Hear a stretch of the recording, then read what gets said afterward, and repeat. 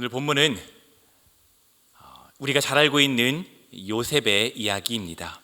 요셉은 지금 감옥에 갇혀 있습니다. 어린 나이에 배다른 형들의 배신으로 애굽의 종으로 팔려왔고, 시위대장 보디발의 집에 종으로 있으면서 성실과 정직으로 주인을 섬겨 이 주인의 신뢰를 얻어서 이 가정 가운데 좀 살아볼만 하겠다 했는데 세상이 그를 가만두지 않았습니다. 너무 잘생기고 멋진 관계로 이 보디발의 아내가 함께 자자라고 하는데 그것을 뿌리쳤다가 모함으로 감옥에 갇히게 되었죠. 잘생기고 멋진 사람은 참 피곤하다 합니다. 물론 저는 잘 모릅니다. 이런 그의 죄명은 뭐였을까요? 요즘 식으로 말하면 아마 성추행범, 성폭행 미수범 이런 죄목으로 갇히지 않았을까요? 억울한 누명이었지만 분명 그의 서류가 있었다면 그의 죄명은 이렇게 기록되었을 겁니다. 그렇게 요셉이 갇힌 감옥에 어느 날 죄수 2명이 더 들어왔습니다. 왕의 술을 맡은 관리와 음식, 이 떡을 맡은 관리였죠. 왕의 술과 음식을 관리하는 관리라면 당시 꽤 높은 고위직 공무원이었습니다. 관리였죠. 고대 시대에 왕의 사인 중에 상당 부분이 독살이 있습니다. 옛날에는 왕을 암살하면, 이 왕을 죽이면, 왕이 없어지면 그 나라 이 권력에 공백이 생기기 때문에 그 나라를 차지하려는 사람들이 가장 쉽게 사용하는 방법이 왕을 독살하는 것이죠. 그렇기에 왕의 음식을 맡은 관리는 왕의 절대 신임을 받는 그런 사람들이 이 관리를 맡았습니다. 요셉이 감옥에서 별도로 이 두 사람의 시중을 들며 그렇게 같이 감옥 생활을 했습니다. 그러던 어느 날 이 두 사람이 각각 꿈을 꾸었죠. 먼저 술 맡은 이 고위 관리, 이 사람의 꿈은요, 포도나무 꿈을 꾸었습니다. 세 가지에서 좋은 포도를 얻어 정성껏 포도주를 만들고 이 포도주를 왕에게 드렸다는 그런 꿈이었죠. 이 꿈을 들은 요셉은 이 꿈에 대해서 해몽을 해줍니다. 해몽하기를, 당신은 3일 뒤에 바로의 잔치가 있을 때인데 그때 당신은 복권이 되어 다시 술 맡은 이 관리 일을 계속할 것입니다 라고 그렇게 해석을 해주었죠. 음식을 담당하는 관리도 요셉이 꿈 해몽을 그럴듯이 하는 것을 보고 자기도 꿈을 이야기합니다.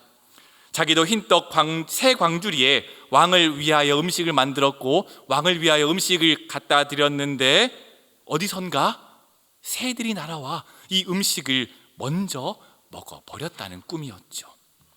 이에 요셉은 해몽해 주기를, 사흘 뒤에 바로는 당신을 처형할 것이고 당신의 시신은 새들이 와서 먹을 것입니다 라는 해몽을 해 주었습니다. 어떻게 되었을까요? 우리가 알다시피 이 관리들의 꾼 꿈대로 그렇게 이루어졌습니다. 3일 뒤 바로의 생일에 바로는 감옥에 갇힌 이 자신의 술을 관리하는 자와 음식을 관리하는 이 두 관리를 감옥에서 끌고 나와 이 술 맡은 사람은 복직시키고 떡을 관리하는 사람은 처형했습니다. 우리가 읽진 않았지만 이 39장부터 나타난 이 이야기, 39장부터 40장에 나타난 이 이야기이죠. 그런데요, 오늘 이야기에서 조금 이렇게 좀 이상한 게 하나 있습니다. 억울한 누명을 썼던 이 요셉, 파렴치범인데 지금 어디에 갇혀 있나요? 바로 일반 감옥에 갇히지 않고 왕의 죄수를 가두는 그런 감옥에 갇혀 있습니다. 흉악범들이 가는 감옥이 아닌 관직에 있다가 왕에게 잠시 밉보이거나 잠시 동안 머무는 그런 특별 감옥이죠. 그것도 보디발, 이 시위대장 보디발 집 안에 있는 그런 사옥이죠. 보디발은 왜 요셉을 흉악범들이 있는 감옥에 두지 않고 이 특별 감옥에 두었던 것일까요? 더군다나 자신의 아내를 추행하려던 사람인데 왜 그랬을까요? 성경적 상상력을 좀 펼쳐보면요, 아마도 보디발은 요셉이 무죄였던 것을 알고 있지 않았을까 생각해 봅니다. 자기 부인이 펄펄 뛰며 요셉이 자기를 성적으로 추행하려 했다라고 말을 했지만 보디발이 왜 자신의 아내를 모르겠습니까? 요셉이 실제로 죄를 짓지 않았다 할지라도 부인의 체면과 자기의 체면이 있으니 이 종이었던 요셉을 처벌해야 하는데 이렇게 흉악범들이 가두는 곳은 좀 그렇고 그래도 너는 좀 실제로 죄를 짓진 않았으니까 좀 특별 감옥에 가 있어라 라고 보내지 않았을까 하는 이 상상력을 펼쳐 봅니다. 그런데요, 이렇게 일이 쭉 되어가는 과정을 보면 물론 보디발이 그것에 집어넣었지만 실제로 그렇게 하신 일을 다 살펴보면 이렇게 하신 분은 바로 하나님이십니다. 그렇다면 하나님을 왜 감옥에 보내셨을까요?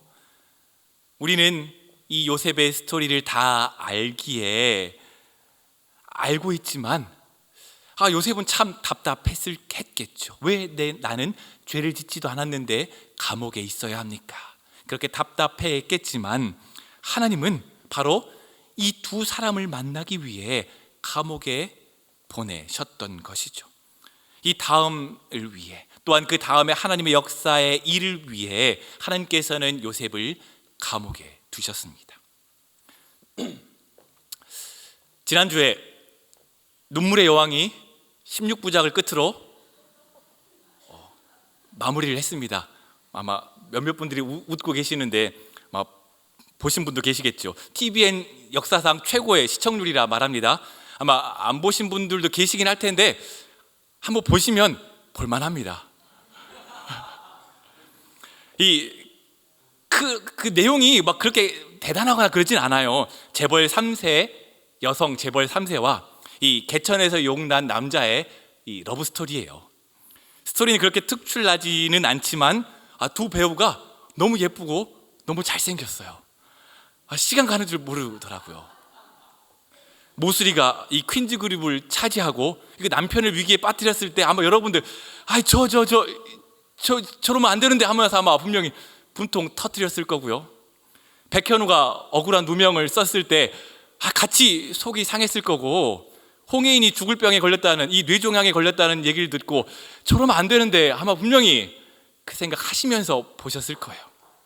우스갯소리로 어떤 목사님이 백현우가 억울한 누명을 쓰고 쫓겨나고 홍혜인이 뇌종양에 걸렸다는 것을 알고 너무 속상하더랍니다. 그래서 다음날 새벽 기도 때 자기도 모르게 이렇게 기도했대요. 주님, 홍혜인이 죽이면 안 됩니다. 백현우도 이러면 안 되죠. 농담입니다. 아무튼요, 우리는 드라마를 보면서도 이렇게 속상해합니다. 드라마를 보면서도, 왜냐하면 내 이야기가 저기에 나오는 배우들의 이야기 같아서 억울하고 속상한 우리들의 삶의 이야기가 그 안에 녹아있고 담겨있기에 우리는 이 드라마를 보면서도 속상해하죠. 우리의 삶은 과정 중에 있습니다. 우리의 삶을 만드신 분의 목적과 의도, 선한 뜻을 향해 하나하나 과정 가운데 있는 거죠. 우리도 알죠. 드라마 지금 저렇게 답답하게 끝난다 할지라도 끝은 그렇지 않을 거야 라고 알고 믿고 그렇게 재미있게 보는 것 아닙니까?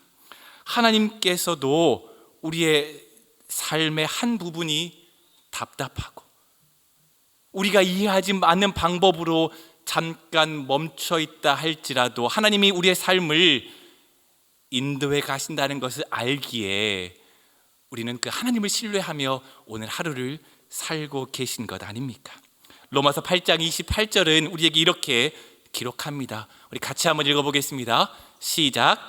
우리가 알거니와 하나님을 사랑하는 자 곧 그의 뜻대로 부르심을 입은 자들에게는 모든 것이 합력하여 선을 이루느니라. 아멘. 그 뜻대로 부르심을 입은 자, 여전히 하나님의 뜻 안에 걸어가고 있는 사람입니다.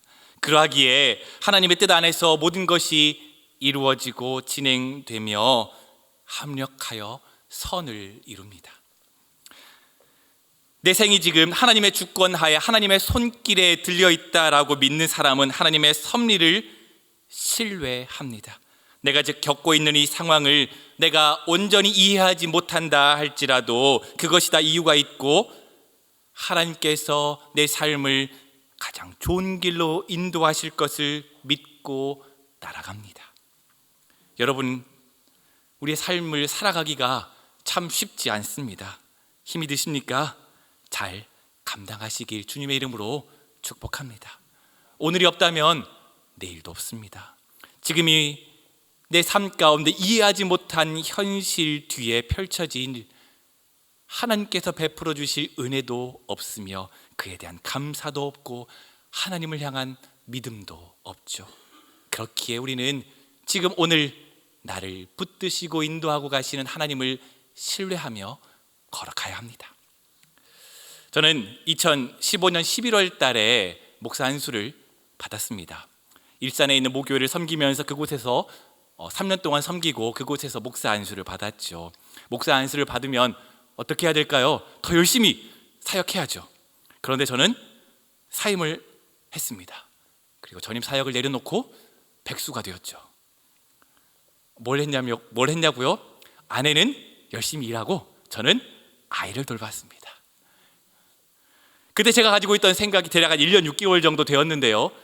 그때 제가 가지고 있던 생각이 무엇인 줄 아십니까?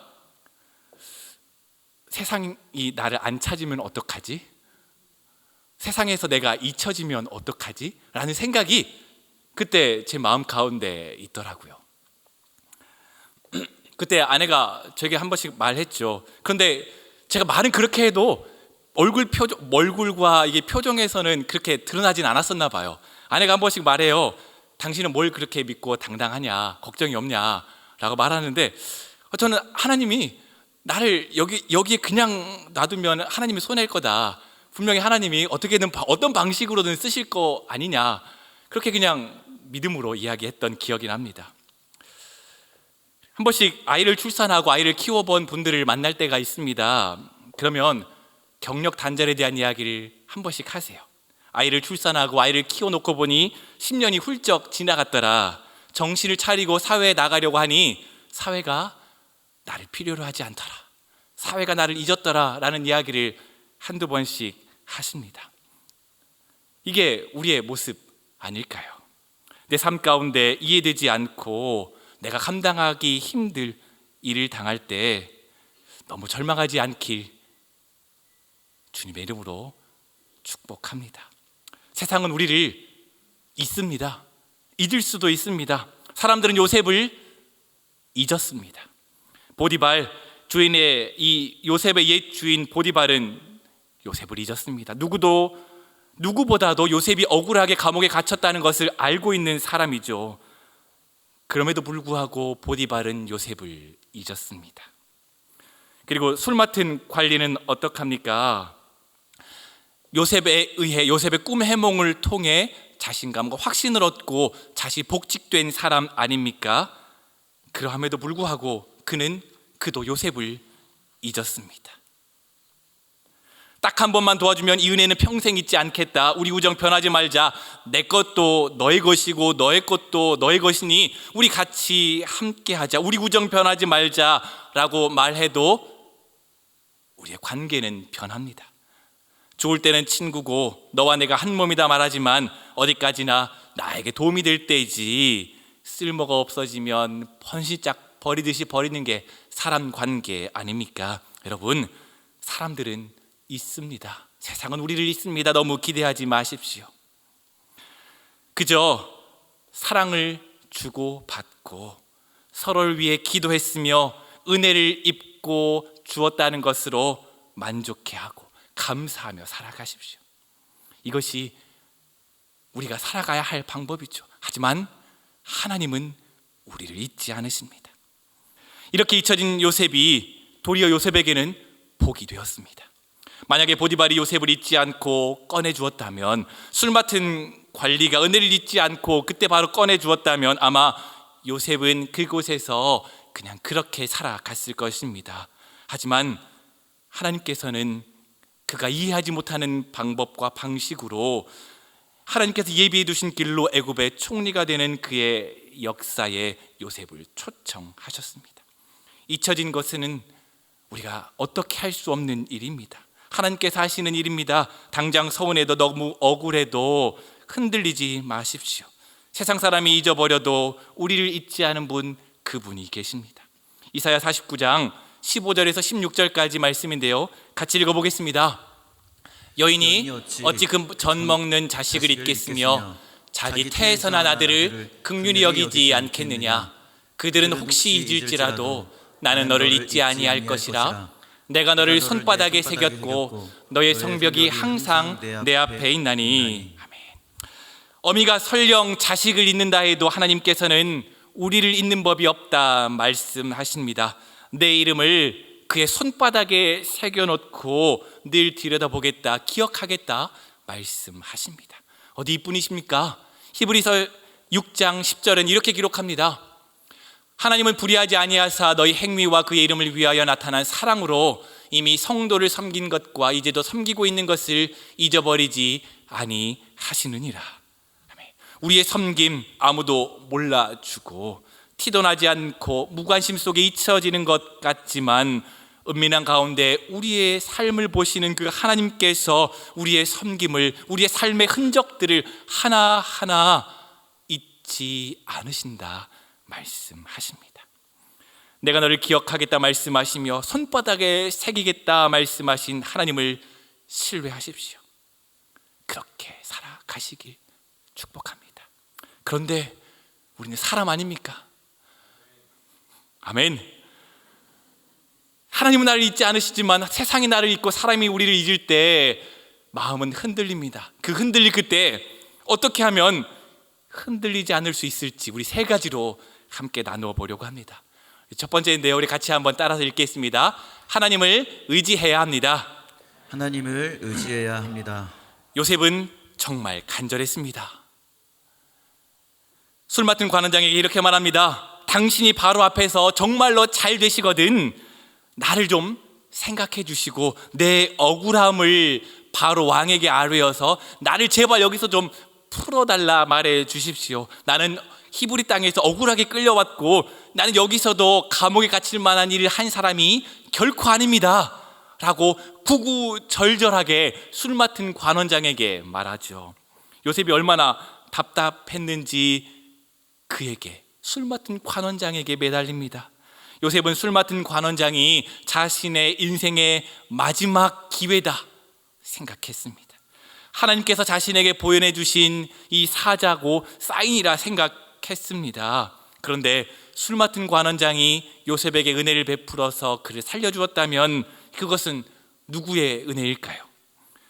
물론 억울한 일을 당하면 도움을 요청해야죠. 적극적으로 내 도움을 알려야죠. 그런데 내가 사람에게 의지해서 나의 어려움이 해결되었다면 어떻게 생각할까요? 하나님은 어디까지나 그저 멀리 떨어져 계시는 분이고 나와는 거리가 있는 분이라 생각하지 않으실까요? 그저 나에게 직접적인 도움을 준 사람이 정말 나를 도운 이 은인이다 생각하지 않을까요? 우리는 그렇게 하나님은 내 삶 가운데 잊어버린 채 살아갈 때가 참 많습니다. 하지만 하나님께서는 우리의 도움과 피난처가 오직 하나님뿐이심을 알게 하기 위해 요셉을 그렇게 이끄십니다. 어떤 권사님의 이야기입니다. 신방하다 이런 이야기를 하시더라고요. 멀리 타지에서 자녀가 다쳤다라고 말씀을 하시더라고요. 정말 급하게 다쳐서 병원에 갔는데 지금 당장 자녀에게 갈 수도 없고 다쳤는데 내가 무언가를 해줄 수도 없고 당장 수술 받을 수도 없는 상황이다 보니 저절로 하나님을 찾게 되더라 말씀을 하십니다. 하나님을 의지하게 되고 하나님께 기도하게 되고 하나님 제발 내 삶을 붙드시고 인도하여 주옵소서라고 기도하게 된다 말씀하시더라고요. 이게 우리의 모습 아닙니까? 시편 62편 5절에서 10절에 다윗은 이렇게 고백합니다. 우리 같이 한번 5절에서 10절까지 같이 한번 읽어보겠습니다. 시작. 나의 영혼아 잠잠히 하나님만 바라라. 물은 나의 소망이 그로부터 나오는도다. 오직 그만이 나의 반석이시오 나의 구원이시오 나의 요새이시니 내가 흔들리지 아니하리로다. 나의 구원과 영광이 하나님께 있으며 내 힘의 반석과 피난처도 하나님께 있도다. 백성들아 시시로 그를 의지하고 그의 앞에 마음을 토하라. 하나님은 우리의 피난처시로다. 아 슬프도다. 사람은 입김이며 인생도 속임수이니 저울에 달면 그들은 입김보다 가벼우리로다. 포악을 의지하지 말며 탈취한 것으로 허망하여지지 말며 재물이 늘어도 거기에 마음을 두지 말지어다. 아멘. 우리는 눈에 보이는 것을 의지하며 사람을 의지하고 재물을 의지합니다. 하지만 다윗은 말하죠. 그것들은 우리가 마음을 둘 곳이 되지 못합니다. 오직 우리의 하나님이 우리의 구원이며 영광이며 하나님만이 우리의 도움이십니다 라고 고백하죠. 이 고백이 우리의 고백이 되어야 합니다.